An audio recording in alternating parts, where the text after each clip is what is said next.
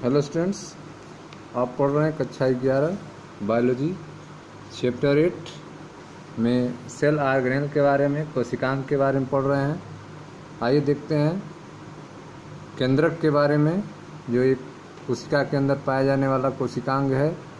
इसको समझते हैं ध्यान से, इसका क्या वर्क होता है। तो केंद्रक न्यूक्लियस, मैं मनीष गुप्ता अपने चैनल में आपका स्वागत करता हूं। आइए देखते हैं स्टूडेंट्स, केंद्रक न्यूक्लियस क्या होता है। कोशिकीय अंगक केंद्रक की खोज सर्वप्रथम रॉबर्ट ब्राउन ने 1831 से पूर्व की थी। ठीक है, तो कोशिका में पाया जाने वाला अंगक केंद्रक, इसकी खोज जो है सबसे पहले रॉबर्ट ब्राउन ने 1831 से पूर्व की थी। बाद में फ्लेमिंग ने, ठीक है, बाद में फ्लेमिंग ने केंद्रक में पाए जाने वाले पदार्थ जो क्षारीय रंग से रंजित हो जाते हैं, उसे क्रोमैटिन का नाम दिया। तो आप देख रहे हैं फ्लेमिंग ने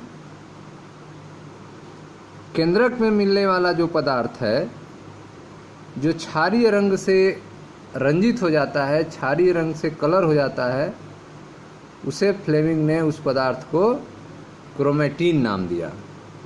तो क्रोमैटिन नाम जो है वह फ्लेमिंग के द्वारा दिया गया है, जबकि केंद्रक की खोज जो है रॉबर्ट ब्राउन ने किया था। ठीक है, तो कोशिकीय अंगक केंद्रक की खोज सर्वप्रथम रॉबर्ट ब्राउन ने 1831 से पूर्व की थी। बाद में फ्लेमिंग ने केंद्रक में मिलने वाले पदार्थ जो क्षारीय रंग से रंजित हो जाते हैं, डाई हो जाता है उनका, उसे क्रोमैटिन नाम दिया। ठीक है, आगे देखते हैं अंतरकाल अवस्था, इंटरफेज। अंतरकाल अवस्था केंद्रक अत्यधिक फैली हुई वह विस्तृत केंद्रकी प्रोटीन तंतु की बनी होती है, जिसे क्रोमैटिन कहते हैं।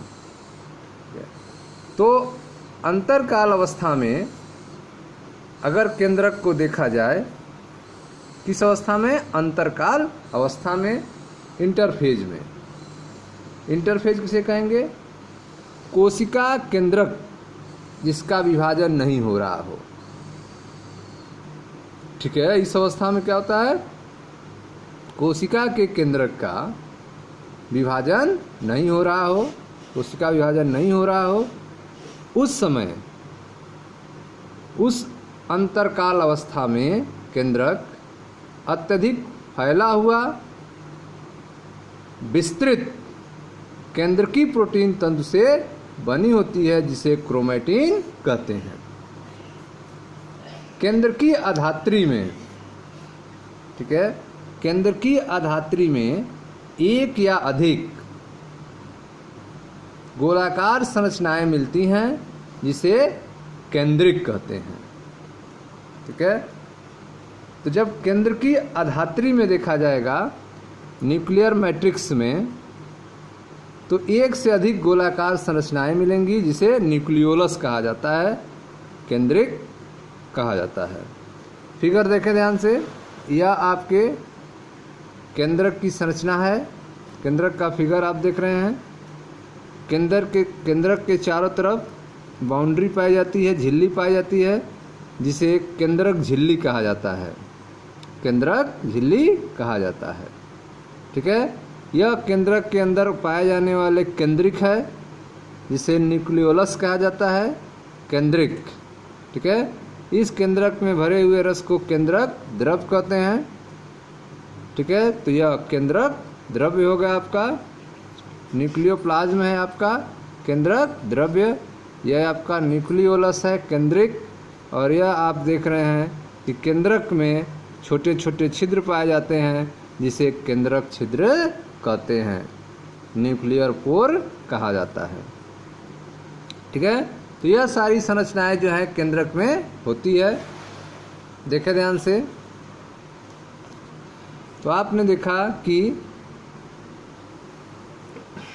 अंतरकाल अवस्था केंद्रक अत्यधिक फैली हुई व विस्तृत केंद्रकी प्रोटीन तंतु से बनी होती है, जिसे क्रोमैटिन कहते हैं। केंद्रकी अधात्री में एक या अधिक गोलाकार संरचनाएं मिलती हैं, जिसे केंद्रिक कहा जाता है, जिसे न्यूक्लियोलस कहा जाता है। इलेक्ट्रॉन सूक्ष्मदर्शी अध्ययन से यह स्पष्ट होता है कि केंद्रक आवरण दो समानांतर झिल्लियों से बना होता है। ठीक है, तो इलेक्ट्रॉन सूक्ष्मदर्शी से देखने पर यह स्पष्ट होता है कि केंद्रक आवरण जो है वह दो समानांतर झिल्लियों से बना होता है, जिनके बीच 10 से 50 नैनोमीटर का रिक्त स्थान पाया जाता है। ठीक है, जिसके बीच 10 से 50 नैनोमीटर का रिक्त स्थान पाया जाता है, जिसे परिकेंद्रकी अवकाश कहते हैं। ठीक है, तो इलेक्ट्रॉन सूक्ष्मदर्शी से अध्ययन करने पर यह स्पष्ट हो जाता है कि केंद्रक आवरण जो है दो समानांतर झिल्लियों से बना होता है, जिनके बीच 10 से 50 नैनोमीटर का रिक्त स्थान पाया जाता है, जिसे परिकेंद्रकी अवकाश कहते हैं। ठीक है, यह आवरण केंद्रक में मिलने वाले केंद्रक में मिलने वाले द्रव्य व कोसा द्रव्य के बीच अवरोध का काम करता है। ठीक है, यह जो केंद्रक आवरण है जो दो समानांतर झिल्लियों से बना है, यह आवरण जो है केंद्रक में मिलने वाले द्रव्य और कोशिका द्रव्य के बीच में अवरोध का काम करता है, बैरियर का काम करता है। बाह्य झिल्ली सामान्यतः अंतर्द्रव्यी जालिका से सतत रूप से जुड़ी रहती है। ठीक है, तो केंद्रक का जो बाह्य झिल्ली है वह अंतर्द्रव्यी जालिका से, एंडोप्लाज्मिक रेटिकुलम से सतत रूप से जुड़ी रहती है। वह इस पर राइबोसोम भी जुड़े रहते हैं। बाह्य झिल्ली जो है वह सामान्यतया अंतर्द्रव्यी जालिका से सतत रूप से जुड़ी होती है और इस पर राइबोसोम भी जुड़े रहते हैं। निश्चित स्थानों पर केंद्रक आवरण छिद्र बनने के कारण विच्छिन्न हो जाता है। ठीक है, तो निश्चित स्थानों पर केंद्रक आवरण में छिद्र बन जाता है, जिसके कारण वह विच्छिन्न हो जाता है। निश्चित स्थानों पर केंद्रक आवरण छिद्र बनने के कारण विच्छिन्न हो जाता है। ठीक है, यह जो छिद्र है केंद्रक आवरण की दोनों झिल्लियों के संगलन से बनता है। ठीक है, जो न्यूक्लियर केंद्रक छिद्र है, न्यूक्लियर पोर है, वह कैसे बनता है? तो यह छिद्र जो है केंद्रक आवरण की दोनों झिल्लियों के संगलन से बनता है। इन छिद्रों से होकर आरएनए व प्रोटीन अणु, ठीक है, जो न्यूक्लियर पोर है, केंद्रक छिद्र है, इन छिद्रों से होकर आरएनए व प्रोटीन अणु केंद्रक में कोशिका द्रव्य और कोशिका द्रव्य से केंद्रक की ओर आते जाते रहते हैं। ठीक है, तो न्यूक्लियर पोर से होकर, केंद्रक छिद्र से होकर आरएनए और प्रोटीन अणु केंद्रक से कोशाद्रव्य में और कोशाद्रव्य से केंद्रक में आते जाते रहते हैं। ठीक है, साधारणतया एक कोशिका में एक ही केंद्रक मिलता है। नॉर्मल रूप से एक कोशिका में केवल एक ही केंद्रक मिलता है, लेकिन ऐसा देखा गया है कि इनकी संख्या कभी कभी परिवर्तित रहती है। ठीक है। नॉर्मल रूप से एक कोशिका में केवल एक ही केंद्रक होता है, लेकिन ऐसा देखा गया है कि कभी कभी इनकी संख्या परिवर्तित हो जाती है। जैसे प्याज के कोशिका में एक से अधिक केंद्रक पाए जाते हैं। क्या आप कुछ जीवों का नाम बता सकते हैं जिनकी कोशिका में एक से अधिक केंद्रक मिलते हैं? ठीक है। अब किसमें नहीं मिलते हैं उसके बाद देखते हैं। कुछ परिपक्व कोशिकाएं केंद्रक रहित होती हैं। ठीक है। तो कुछ परिपक्व कोशिकाएं होती हैं जिनमें केंद्रक नहीं रहता है, जैसे स्तनधारी जीवों की रक्ताणु आरबीसी, और संवहनी पौधों में चालनी नलिका कोशिका। स्तनधारी जीवों में रक्ताणु आरबीसी में, और संवहनी पौधों में चालनी नलिका कोशिका में केंद्रक नहीं होता है। ठीक है। क्या तुम मानते हो कि ये कोशिकाएं जीवित हैं? ठीक है। तो ये इन कोशिकाओं को कंट्रोल जो है दूसरी कोशिकाएं करती हैं, जैसे कि चालनी नलिका कोशिका को, जो इसकी सहायक होती है सहकोशिका, वो इसको सखी कोशिका जिसे कहेंगे, उसके पास केंद्रक होता है जो इसको कंट्रोल करती है। ठीक है। उसके बाद जो है कोशिकाएं जीवित रहती हैं। आगे देखते हैं। केंद्रकीय अधात्री। ठीक है। जो केंद्रक द्रव्य है, जो केंद्रक के अंदर भरा हुआ रस है, केंद्रकीय अधात्री या केंद्रक द्रव्य में केंद्रिक व क्रोमेटिन मिलता है।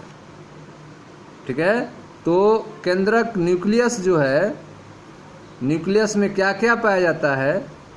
तो न्यूक्लियर मैट्रिक्स या ठीक है केंद्रक द्रव्य न्यूक्लियोप्लाज्म में केंद्रिक न्यूक्लियोलस और क्रोमेटिन मिलता है। ठीक है। तो केंद्रकीय अधात्री या केंद्रक द्रव्य में केंद्रिक मिलता है, न्यूक्लियोलस मिलता है और क्रोमेटिन जालिका मिलती है। ठीक है। गोलाकार केंद्रिक, जो गोलाकार न्यूक्लियोलस है, गोलाकार केंद्रिक केंद्रक द्रव्य में पाया जाता है। केंद्रक द्रव्य में जो केंद्रिक पाए जाते हैं, जो न्यूक्लियोलस पाया जाता है, वो कैसा होता है? गोलाकार होता है। यह आपका केंद्रिक है, नीचे न्यूक्लियोलस कहते हैं। यह कैसा होता है? गोलाकार होता है। केंद्रिक झिल्ली रहित, ठीक है, जो न्यूक्लियोलस है वह कैसा होता है? झिल्ली रहित होता है। न्यूक्लियोलस जो है कहाँ पाया जाता है? केंद्रक द्रव्य में। न्यूक्लियोलस के अलावा क्रोमेटिन धागे भी पाए जाते हैं। तो केंद्रिका झिल्ली रहित वह संरचना है, जो न्यूक्लियोलस है वह झिल्लित रहित संरचना है, उसमें झिल्ली नहीं पाई जाती है।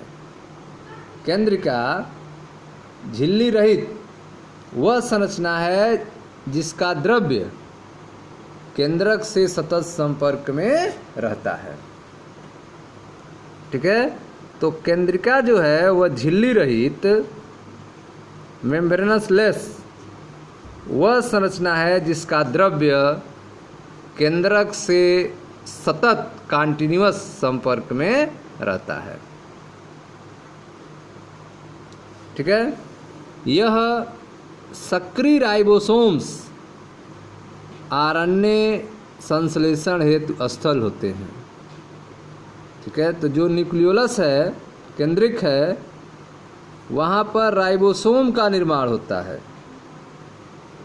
ठीक है। यह सक्रिय राइबोसोम्स आरएनए संश्लेषण हेतु स्थल होते हैं, प्लेस होते हैं। ठीक है। जो कोशिकाएं अधिक सक्रिय रूप से प्रोटीन निर्माण करती हैं, उनमें बड़े और अनेक केंद्रिक मिलते हैं।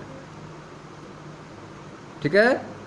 तो जो कोशिकाएं जो हैं अधिक सक्रिय रूप से प्रोटीन संश्लेषण करती हैं उनमें बड़े और अनेक न्यूक्लियोलस मिलते हैं, अनेक केंद्रिक मिलते हैं। ठीक है, आगे देखें। आप याद करें कि अंतरावस्था में केंद्रक में ढीली ढाली अस्पष्ट न्यूक्लियो प्रोटीन तंतुओं की जालिका मिलती है। ठीक है, अंतरावस्था में केंद्रक में ढीली ढाली अस्पष्ट न्यूक्लियो प्रोटीन तंतुओं की जालिका मिलती है जिसे क्रोमैटिन कहते हैं। ठीक है, तो अंतरावस्था में केंद्रक में ढीली ढाली अस्पष्ट न्यूक्लियो प्रोटीन तंतुओं की जालिका मिलती है जिसे क्रोमैटिन कहते हैं। अवस्थाओं व विभाजन के समय केंद्रक के स्थान पर गुणसूत्र संरचना दिखाई पड़ती है। ठीक है, तो अवस्थाओं और विभाजन के समय केंद्रक में क्या दिखाई देती है? केंद्रक के स्थान पर गुणसूत्र संरचना दिखाई पड़ती है। ठीक है, आगे देखें। क्रोमैटिन में डीएनए तथा कुछ क्षारीय प्रोटीन मिलता है जिसे हिस्टोन कहते हैं। क्रोमैटिन में क्या क्या होता है? तो क्रोमैटिन में डीएनए तथा कुछ क्षारीय प्रोटीन होता है जिसे हिस्टोन प्रोटीन कहते हैं। इसके अलावा उसमें इतर हिस्टोन व आरएनए भी मिलते हैं। इसके अलावा उसमें गैर हिस्टोन और आरएनए भी मिलता है। ठीक है, तो अंतरावस्था के समय केंद्रक में ढीली ढाली अस्पष्ट न्यूक्लियो प्रोटीन तंतुओं की बनी जालिका मिलती है जिसे क्रोमैटिन कहते हैं। अवस्थाओं व विभाजन के समय केंद्रक के स्थान पर गुणसूत्र संरचना दिखाई पड़ती है।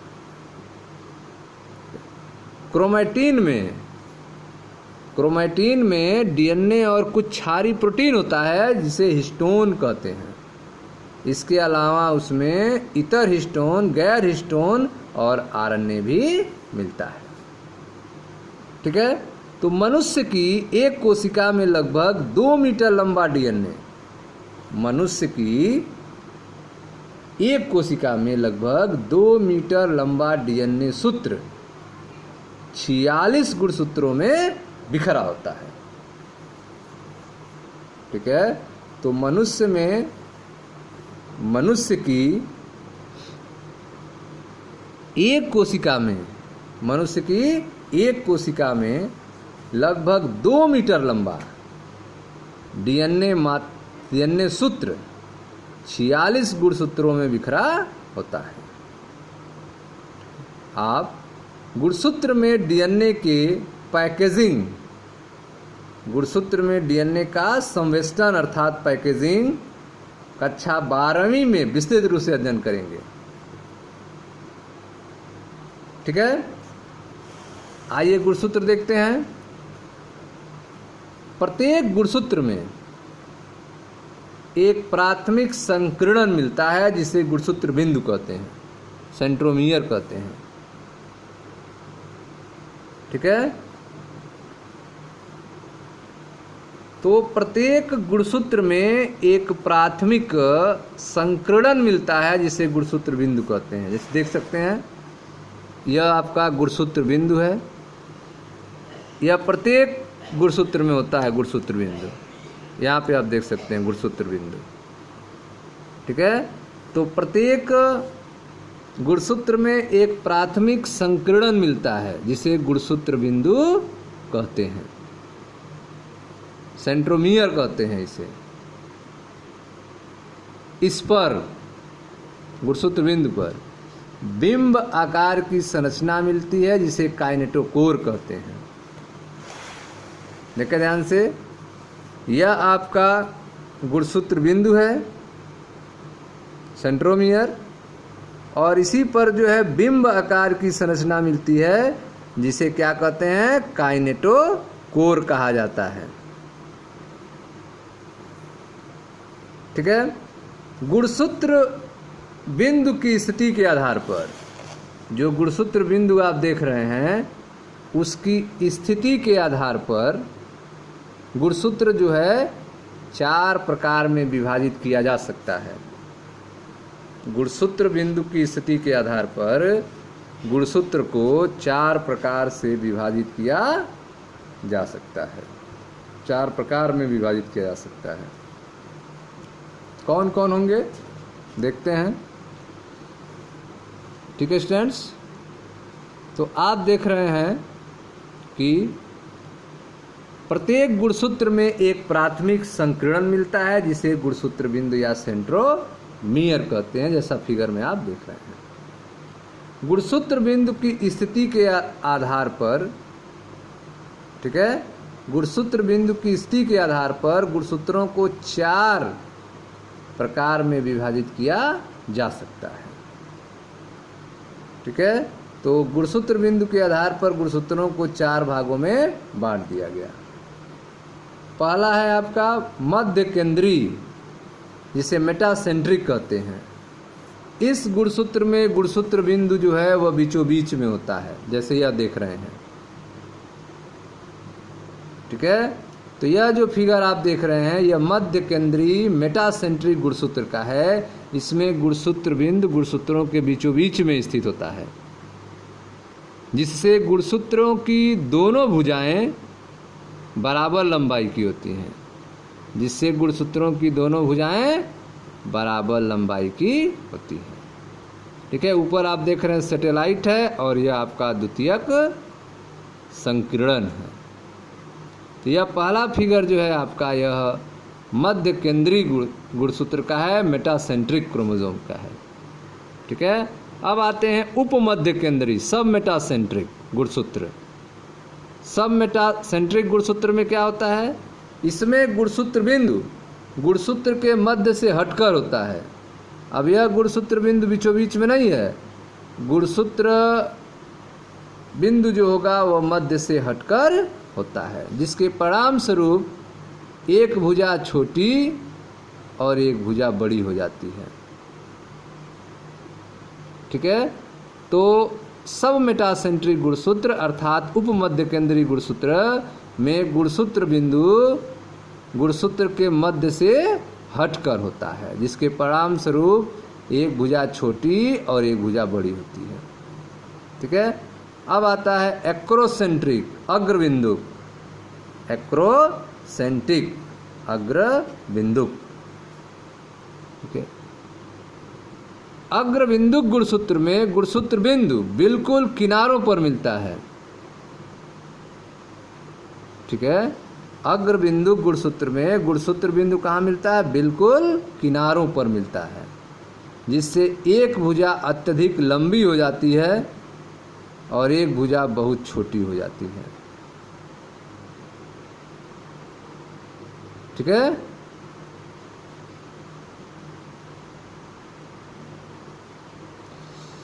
अब आता है अंत केंद्रीय, जैसे यह फिगर आप देख रहे हैं, फिबोसेंट्रिक अंत केंद्रीय अर्थात फिबोसेंट्रिक गुणसूत्र।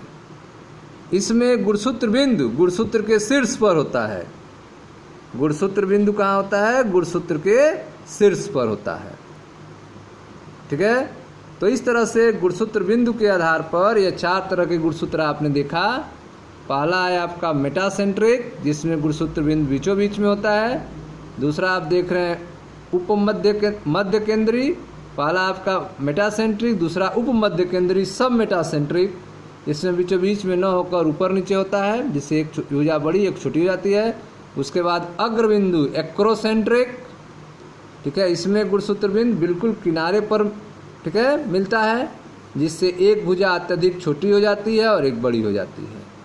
जबकि लास्ट वाला आपने देखा फीबोसेंट्रिक अंतःकेंद्रीय गुणसूत्र, इसमें गुणसूत्र बिंद गुणसूत्र के शीर्ष पर होता है। ठीक है स्टूडेंट्स, तो यह था गुणसूत्र के बारे में। ठीक है, आपको हमने केंद्रक के बारे में बताया और फिर गुणसूत्र के बारे में बताया। ठीक है, यह आपको दिया गया था। अब आपकी लास्ट हेडिंग है सूक्ष्मकाय माइक्रो बॉडी के बारे में। माइक्रो बॉडी क्या होता है? तो आप देख सकते हैं बहुत सारी झिल्ली आवरित सूक्ष्म थैलियाँ जिनमें विभिन्न प्रकार के एंजाइम मिलते हैं, इन्हें सूक्ष्मकाय या माइक्रो बॉडी कहा जाता है। बहुत सारी झिल्ली आवरित सूक्ष्म थैलियाँ, बहुत सारी झिल्ली आवरित सूक्ष्म थैलियाँ जिनमें विभिन्न प्रकार के एंजाइम मिलते हैं, माइक्रो बॉडी या सूक्ष्मकाय कहते हैं।